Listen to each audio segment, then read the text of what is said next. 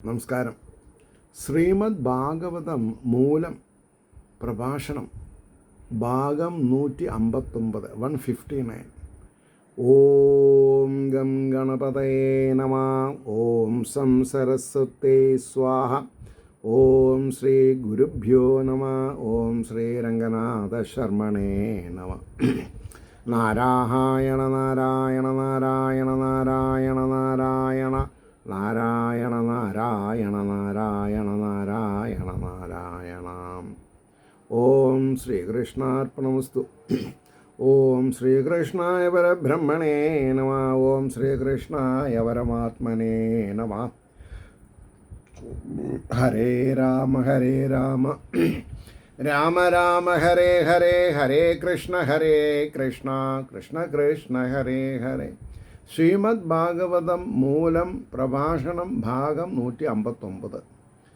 ഇന്ന് ഈശ്വരാനുഗ്രഹത്താൽ ശ്രീമദ് ഭാഗവതം ദ്വിതീയ സ്കന്ധം 3-ാം അധ്യായം ആണ് തുടങ്ങുന്നത്. ഓം നമോ ഭഗവതേ വാസുദേവായ. ശ്രീ ശുകാവാച.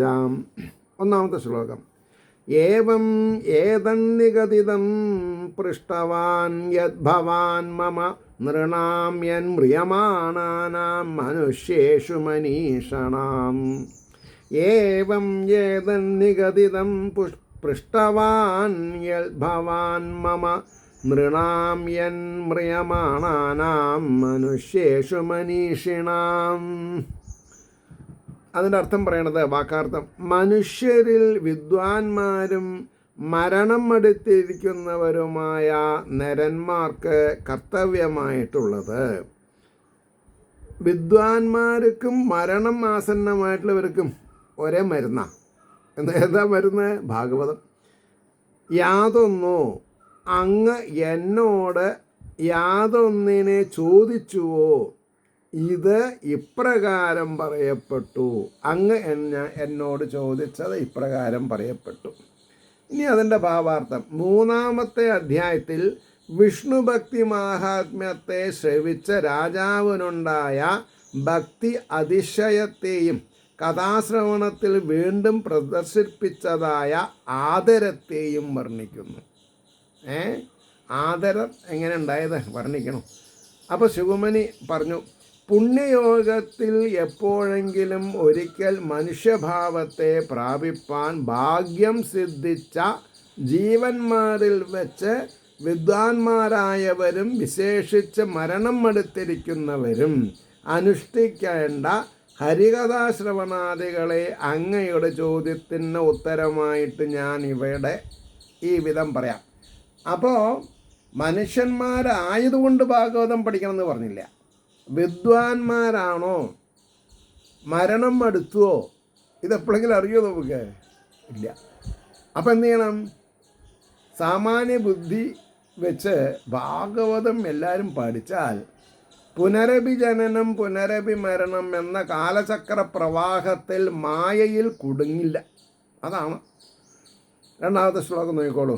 ബ്രഹ്മവർച്ചസകാമാസ്തു യജേത ബ്രഹ്മണസ്പതിം ഇന്ദ്രം ഇന്ദ്രിയകാമസ്തു പ്രജാകാമ പ്രജാപതീൻ. ബ്രഹ്മവർച്ചസകാമസ്തു യജേത ബ്രഹ്മണസ്പതിം ഇന്ദ്രം ഇന്ദ്രിയകാമസ്തു പ്രജാകാമ പ്രജാപതീൻ.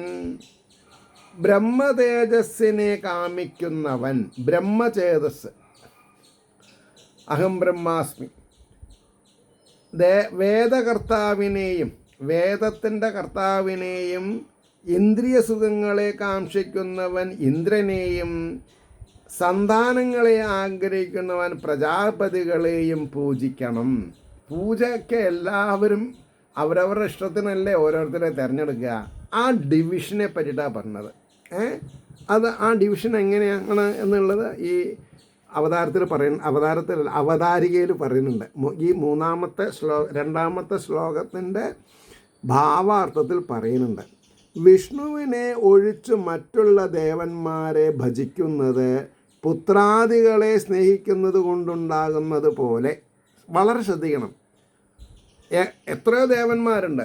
അതിൽ വിഷ്ണുവിനെ ഒഴിച്ച് ബാക്കിയുള്ളവരേനൊക്കെ പൂജിക്കണത് പുത്രാദികളെ സ്നേഹിക്കുന്നത് പോലെ കൊണ്ടുണ്ടാകുന്നത് പോലെ തുച്ഛബലങ്ങളെ നൽകുന്നതിന് ഉപകരിക്കുന്നതല്ലാതെ, എക്സെപ്റ്റ് വിഷ്ണു, നിങ്ങൾ ആർക്ക് വേണ്ടിയിട്ട് ഹോമം ചെയ്യണു, യജ്ഞം ചെയ്യണു?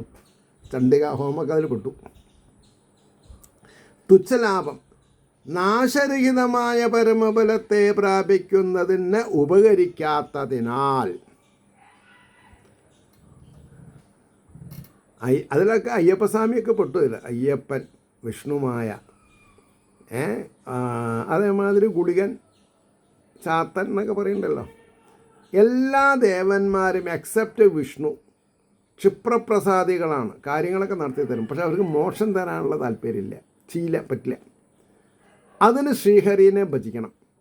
അതുകൊണ്ടാണ് നാശരഹിതമായ പരമഫലത്തെ പ്രാപിക്കുന്നതിന് ഉപകരിക്കാത്തതാകയാൽ അതും ഉപേക്ഷിക്കേണ്ടതാണെന്ന് ഉറപ്പിക്കുവാൻ വിചാരിക്കുന്ന ശുഗമുനി. അതുകൊണ്ട് വിഷ്ണുവിനെ അല്ലാതെ കണ്ട് വേറെയും പൂജിക്കേണ്ട. നിങ്ങൾ വളരെ ആദരവോട് കൂട്ടാണ് പറഞ്ഞത്.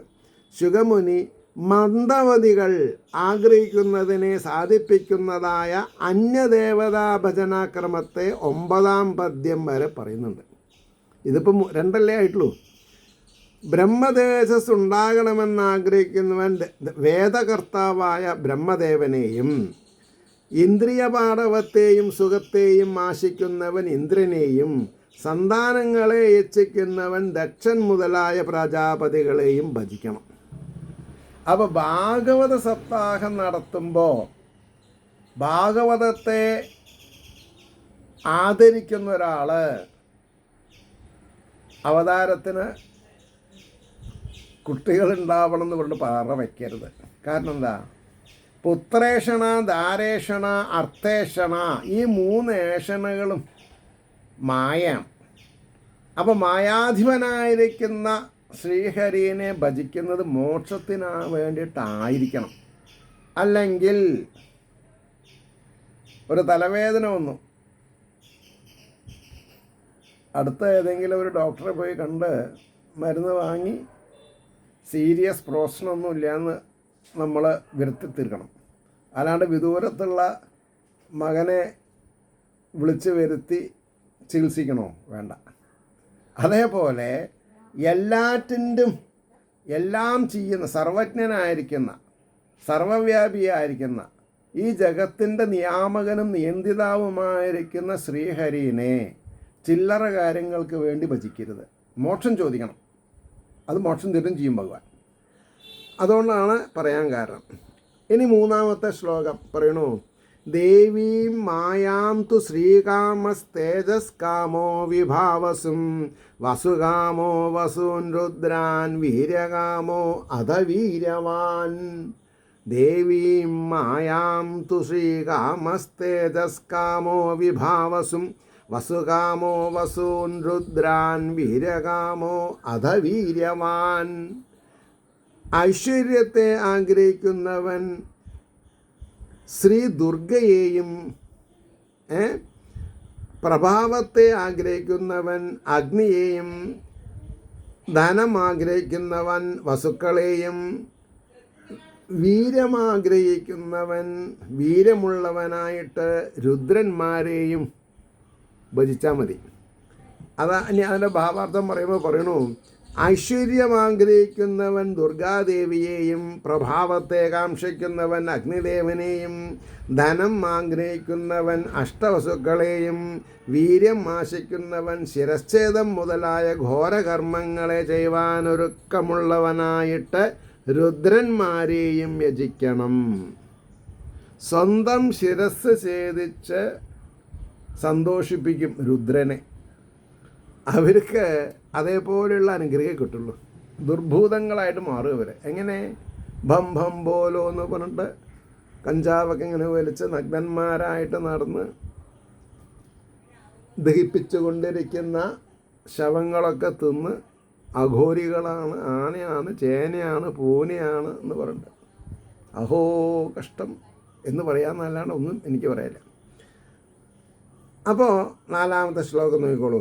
അന്നാദ്യകാമസ്തദ്ദിദം സ്വർഗകാമോ അതിതേ സുതാൻ വിശ്വാൻ ദേവാൻ രാജകാമ സാധ്യാൻ സംസാധകോ വിഷാം.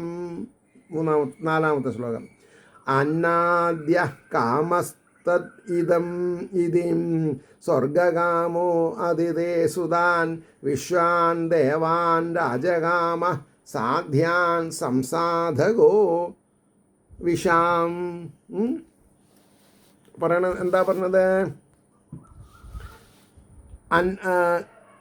ഭോജ്യം ഭക്ഷ്യം എന്നിവയെ കാമിക്കുന്നവനാണെങ്കിൽ, ഭക്ഷണം കിട്ടണം അങ്ങനെ ഇഷ്ടപ്പെടുന്നവൻ അതിഥിയെയും, നമുക്കറിയാത്തതാ, ഭക്ഷണം ധാരാളം കിട്ടണമെങ്കിൽ അതിഥീനെ പൂജിക്കണം, ആ അതിഥികളെ അനുഗ്രഹിക്കും. ഇതൊന്നും അറിയില്ല നമുക്ക് അതിഥികൾ വരണ്ടെന്നുള്ള ആൾക്കാരാണ്. പിന്നെ എങ്ങനെ ശ്രേയസ് ഉണ്ടാവുക?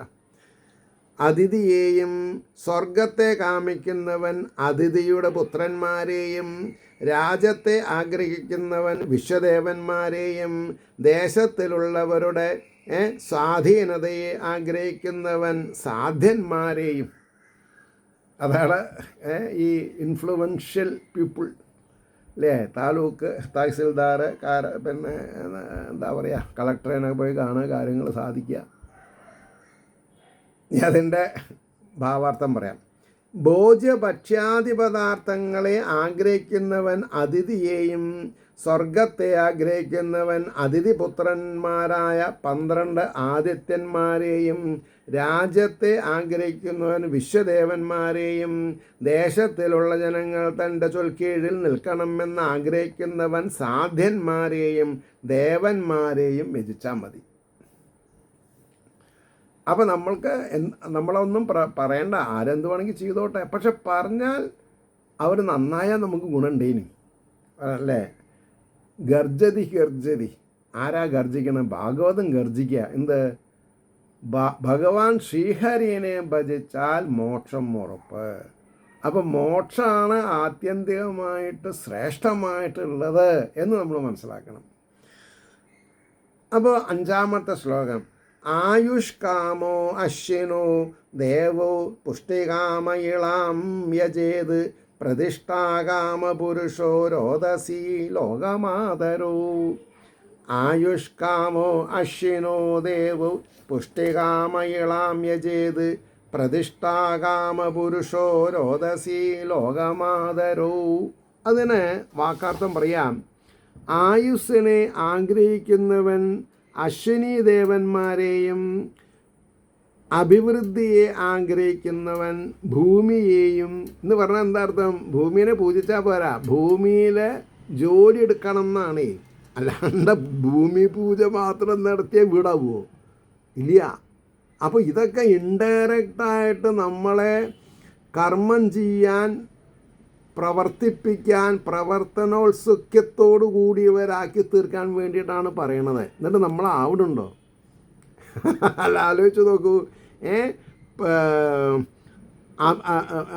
ഇളാം എന്ന് പറഞ്ഞാൽ അവിടെ ഭൂമി ദേവി എന്നർത്ഥം.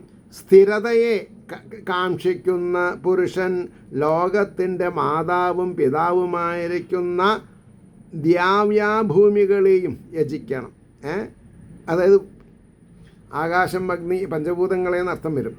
അതാണ്. ഇനി ദീർഘായുസ്സിനെ ആഗ്രഹിക്കുന്നവൻ അശ്വിനി ദേവന്മാരെയും അഭിവൃദ്ധിയെ ആഗ്രഹിക്കുന്നവൻ ഭൂമിദേവിയെയും സ്ഥാനത്തിൽ നിന്ന് താഴ്ച വരാതെ സ്ഥിരപ്രതിഷ്ഠയെ ആഗ്രഹിക്കുന്നവൻ ലോകമാതാപിതാക്കന്മാരായിരിക്കുന്ന ദ്യാവാഭൂമികളെയും യജിക്കണം.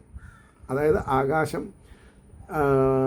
മുതൽക്ക് ദ്യോവ് എന്നുള്ള അർത്ഥം വരില്ല. അതന്നെ, അത് പ്രിൻറ്റിങ് മിസ്റ്റേക്ക് ആവാം. ഞാൻ അതിൽ അഭിപ്രായം പറയുന്നില്ല.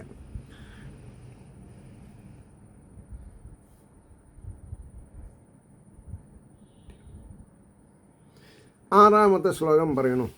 രൂപാഭികാമോ ഗന്ധർവാൻ സ്ത്രീകാമോ അപ്സര ഉർവശീം ആധിപത്യകാമ സർവേഷാം യജേത പരമേഷ്ഠിനം. രൂപാഭികാമോ ഗന്ധർവാൻ സ്ത്രീകാമോ അപ്സര ഉർവശീം ആധിപത്യകാമ സർവേഷാം യജേത പരമേഷ്ഠിനം.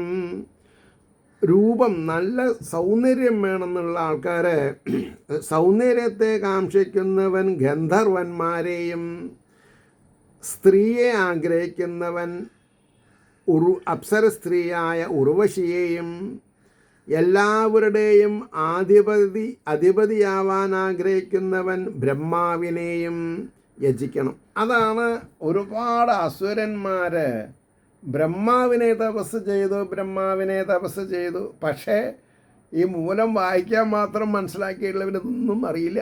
അവൻ വായിച്ചിങ്ങനെ തള്ളും. ഓ, ആന ഗംഭീരായി എന്നും പറയും നമ്മൾ. അല്ലാണ്ട് എന്താ ചെയ്യുക?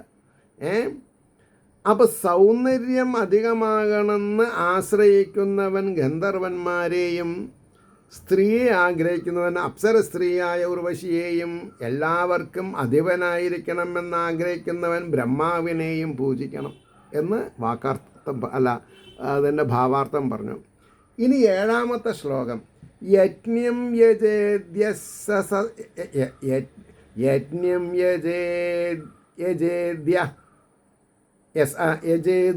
യശസ്കാമ യജേത് യശസ്കാമ കോശകാമ പ്രചേതസം വിദ്യാകാമസ്തു ഗിരിശം ദാമ്പത്യാർത്ഥ ഉമാമ്പതിം. ദാമ്പത്യം ദമ്പതികളായിട്ട് ഇരിക്കാൻ, ദമ്പതിയാർത്ഥ ഉമാം സതീം, ഉമ പരമേശ്വരീനെ അല്ലെങ്കിൽ സതീദേവീനെ. അപ്പോൾ പറഞ്ഞു യശസ്കാമ യജേത് യശസ്കാമ. അപ്പോൾ കീർത്തിയെ ആഗ്രഹിക്കുന്നവൻ യജ്ഞമൂർത്തിയെയും, ഭണ്ഡാരത്തെ ആഗ്രഹിക്കുന്നവൻ വരുണനെയും,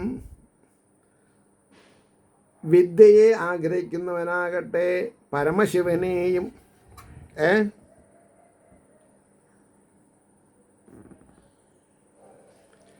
ഇതിൽ നിന്നാണ് ദക്ഷിണാമൂർത്തി എന്നുള്ള സങ്കല്പം പ്രബലമാകേണ്ടത്. ഇപ്പോൾ ഹയർ സ്റ്റഡീസൊക്കെ ചെയ്യുന്നവൻ സരസ്വതീനെ മാത്രം ഭജിച്ചാൽ പോരാ, പരമശിവനെ ഭജിക്കണം. എല്ലാ വിദ്യയുടെയും കാരകത്വം അദ്ദേഹത്തിനാണ്. അപ്പോൾ ഭഗവാൻ ദക്ഷിണാമൂർത്തി സങ്കല്പത്തിൽ തെക്കോട്ട് തിരിഞ്ഞിരിക്കണമെന്നാണ് പറഞ്ഞത്. എവിടെ?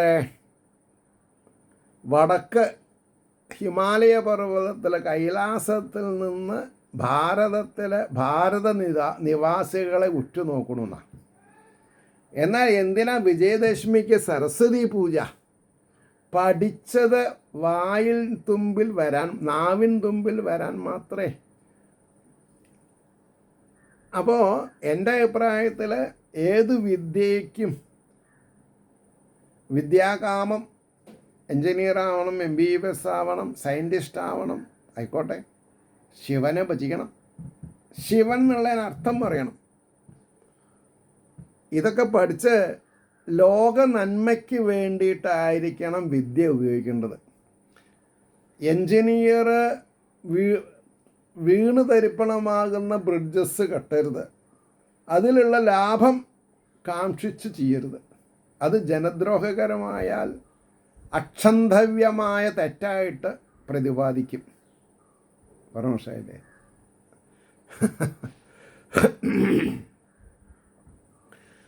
അതുകൊണ്ടാണ് പറഞ്ഞത്. അപ്പോൾ ദാമ്പത്യത്തെ ആഗ്രഹിക്കുന്നവൻ പതിവ്രതയായ ഉമയെയും പരമേശ്വരീനെയും പൂജിക്കണമെന്ന് പറഞ്ഞു.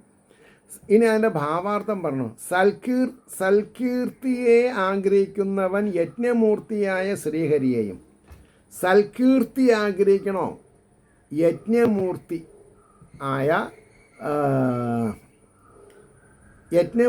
ആയ ശ്രീഹരിയെയും. ഭണ്ഡാരം വർദ്ധിച്ചു വരണമെന്ന ആശയുള്ളവൻ വരുണദേവനെയും. വിദ്യാഭിവൃദ്ധിയെ ആഗ്രഹിക്കുന്നവൻ ശ്രീ പരമശിവനെയും. ഇതറിയണ ആൾക്കാരില്ലേ? അതോ അയച്ചാലല്ലേ? എന്തൊരു പുലിവാലപ്പത്. അപ്പോൾ വിദ്യാഭിവൃദ്ധിയെ ആഗ്രഹിക്കുന്നവൻ ശ്രീ പരമേശ്വരനെയും. ഭാര്യാഭർത്താക്കന്മാർ അന്യോന്യമുള്ള മനസ്സുഖത്തെ ആഗ്രഹിക്കുന്നവൻ പതിവ്രതയായ ഉമാദേവിയെയും ഭജിക്കണം. പതിവ്രത എന്ന് പറഞ്ഞാൽ ഭർത്താവിൻ്റെ ഇഷ്ടാനിഷ്ടങ്ങൾ നോക്കി ഇരിക്കുന്നവൻ അർത്ഥം. അതാണ് പതിവ്രത. ആൾക്കാർ എന്തൊക്കെയോ തെറ്റിദ്ധരിച്ചിട്ടുണ്ട് പതിവ്രത എന്നുള്ളതാണ്. ഇനി 8ാമത്തെ ശ്ലോകം. ധർമാർത്ഥ ഉത്തമ ശ്ലോകം തന്തും തന്നൻ പിതൃണ്യജേത് രക്ഷാകാമ പുണ്യജനാൻ ഓജസ്കാമോ മരുദ്ഗണാൻ. ധർമാർത്ഥ ഉത്തമ ശ്ലോകം തന്തും തന്നൻ പിതൃണ്യജേത് രക്ഷാകാമ പുണ്യജനാനോൻ ഓജസ്കാമോ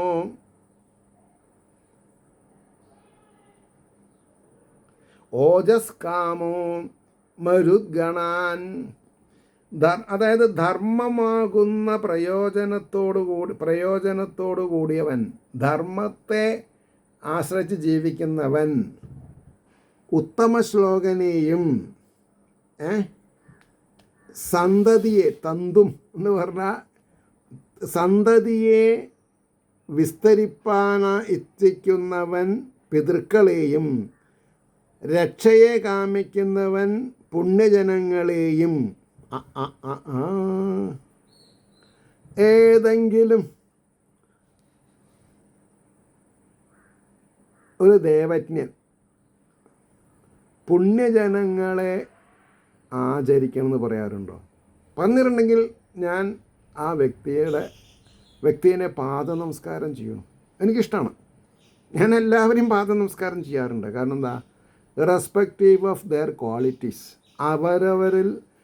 അവരിൽ ഉള്ള ചൈതന്യത്തെ മനസ്സിൽ വെച്ചുകൊണ്ട് ഞാൻ എല്ലാവരെയും മനസ്സുകൊണ്ട് നമസ്കരിക്കാറുണ്ട്. അപ്പോൾ പുണ്യം ചെയ്ത ജനങ്ങളെ രക്ഷയെ കാമിക്കുന്നവൻ, അവർക്കാണ് അനുഗ്രഹം ചെയ്യാൻ സാധിക്കുന്നത്. ഭഗവാൻ ഈ ജോലി പലവർക്കായിട്ട് ഇങ്ങനെ ഡിസ്ട്രിബ്യൂട്ട് ചെയ്തതാണ്. എല്ലാം ഭഗവാനല്ല. ഭഗവാൻ ശ്രീഹരിനെ പൂജിക്കുക എന്ന് പറഞ്ഞാൽ മോക്ഷം മാത്രം. അപ്പോൾ ഇതൊന്നും അറിയാത്തവരാണ് എല്ലാവരും ഗുരുവായൂർക്ക് വെച്ച് പിടിക്കും. പാപം, ഒരു രക്ഷയില്ല ഭഗവാന്. അപ്പോൾ ഓജസ്സിനെ ആഗ്രഹിക്കുന്നവൻ മരുദ്ഗണങ്ങളെയും. ആരാ ഓജസ്? സന്തതികളൊക്കെ ഉണ്ടാവാൻ. ഇനി അതിൻ്റെ ഭാവാർത്ഥം.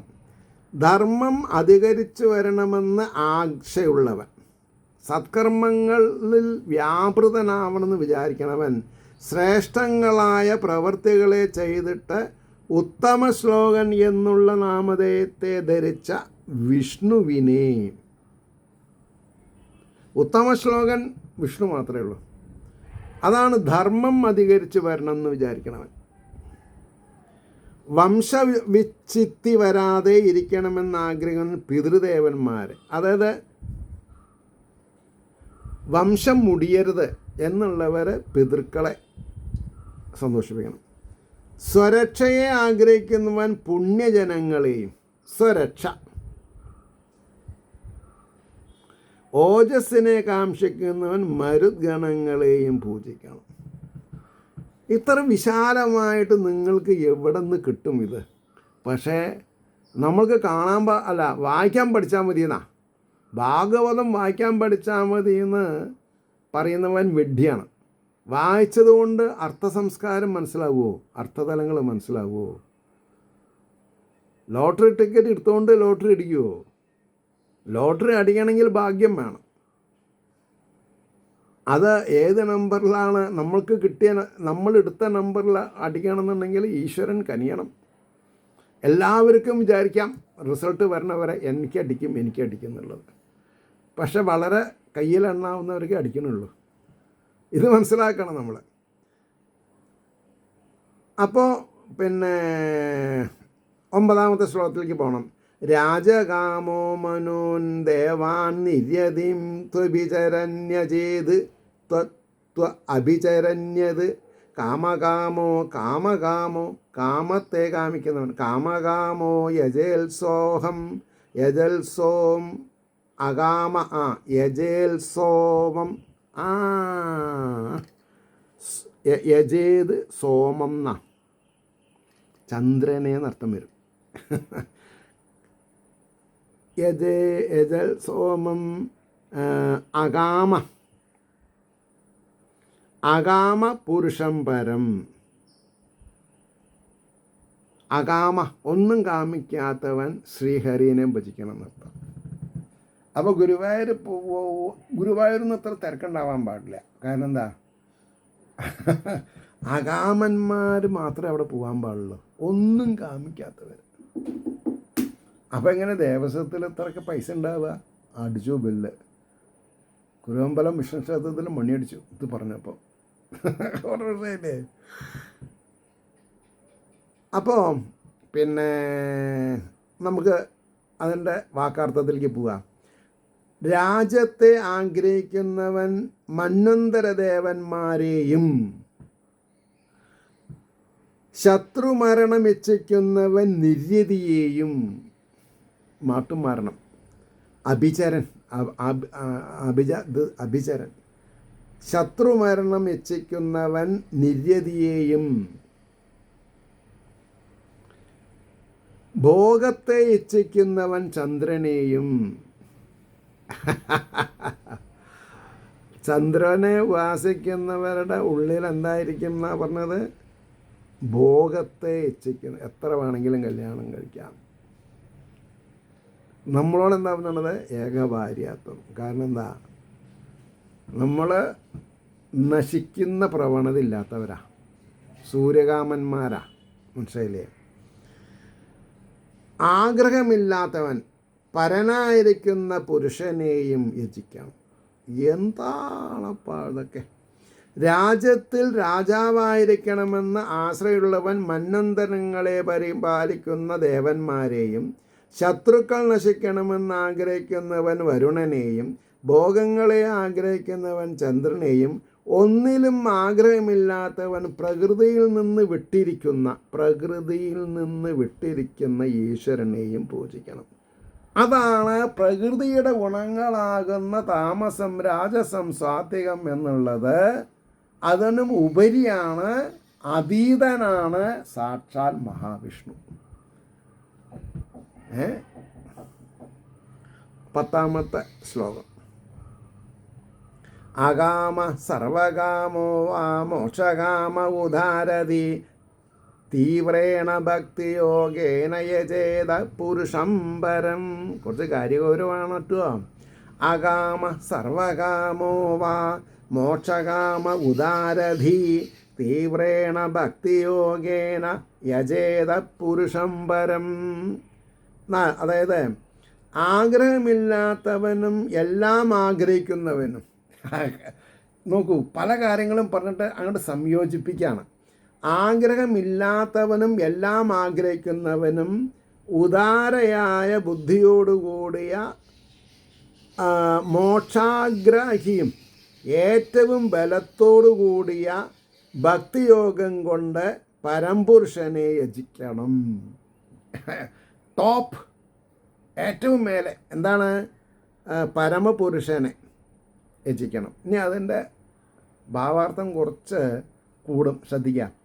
ഒന്നിന്മേലും ആഗ്രഹമില്ലാത്തവനും മുകളിൽ വിവരിച്ച എല്ലാറ്റിനെയും ആഗ്രഹിക്കുന്നവനും ഉത്കൃഷ്ട വിചാരത്തോടുകൂടെ മോക്ഷത്തെ ആഗ്രഹിക്കുന്നവനും ഇളക്കമില്ലാത്തതായ ഭക്തിയോഗം കൊണ്ട് പരിപൂർണനായിരിക്കുന്ന പരമപുരുഷനെ പൂജിക്കണം. ഓ ശരി. ഇനി അതിൻ്റെ ഒരു ഡിസ്ക്രിപ്റ്റീവ് മോഡ് പറയുന്നുണ്ട്. എന്താ അത്? മുകളിൽ വിവരിച്ച ഓരോ ദേവന്മാർക്ക് അവിടെ പറഞ്ഞ ഓരോ ഫലം കൊടുക്കാൻ കഴിയും, പക്ഷെ മോക്ഷം കൊടുക്കാൻ പറ്റില്ല. പരമപുരുഷനായ മഹാവിഷ്ണുവാകട്ടെ ഐഹികമായ സകല സുഖത്തെയും അവസാനത്തിൽ മോക്ഷത്തെയും നൽകും. ഈ ട്രിക്ക് നമുക്ക് മനസ്സിലാവണം. അതുകൊണ്ട് വിഷ്ണു ഭജനം തന്നെ ഉത്തമമെന്ന് സ്പഷ്ടമാക്കിയിരിക്കുന്നു. മനസ്സിലായില്ലേ? അവിടെ നിർത്താം. ഏവർക്കും ശ്രീ ഹരിയുടെ അനുഗ്രഹാശസ് നിർലോഭം ഉണ്ടാവും വേണം. നമ്മുടെ പ്രാർത്ഥന ലോകാ സമസ്ത സുഖിനോ ഭവന്തവും ആയിരിക്കട്ടെ എന്ന് പ്രാർത്ഥിച്ചുകൊണ്ട് വാക്കുകൾ ഉപസംഹരിക്കുന്നു. നമസ്കാരം. നാളെ കാണാം.